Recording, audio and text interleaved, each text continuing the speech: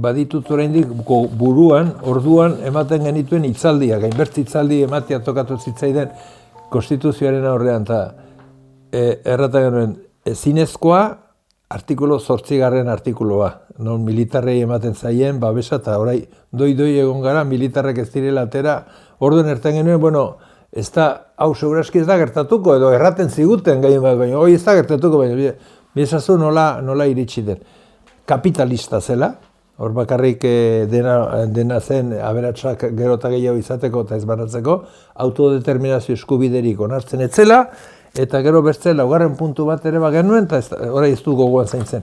Baina horiek herri guztietan, ibili ginen hitzaldiak ematen, LKI bezala, ibili ginen leku guztietan, konstituzioen kontra buru belarri aritu ginen, inolako zalantzari gabe, argi izan genuen, lehenbiziko momentutik, unek ez zituela asetzen gure behar demokratioak.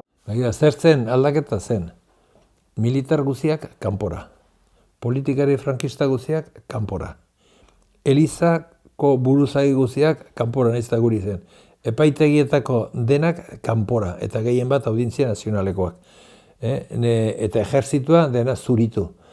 Horiek ziren podere faktiko guziak, eta azken finean, bueno, pues hor, konstituzioan ere hori erraten genuen, cuerpo represibo disoluzion. Hortan genbiltzen, eta gauz horiek denak behar ziren aldatu, zerengatik 40 urten podorioz eta gainera sarraskiaren ondotik hor zeuden guziak ziren regimenekoak, eta horiekin ezin ziteken aurrera egin. Eta horiek denak behartuak ginen, horiek denak aldatzera. Horietariko ez da bateretzen aldatu, eta horren ondorioa dugu gaur pairatzen ari garela, atra dutela 155 inork. Pesazu orduan, inork ez genuen salatzen 155 konstituzioaren aurka ematen genituen hitzalditan.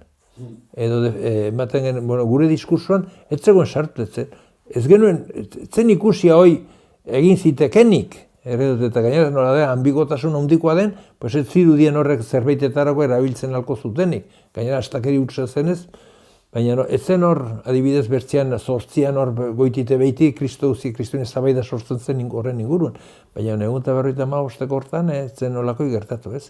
Hoi izan zen gure konstituzio eta gure goera hortan demokratiko. Hoi zen demokrazia zen hoi. Lehengo erregimenarekin, tartean ere bat zeuden hor, enpresetan, hemen kontrol obrero de la producción.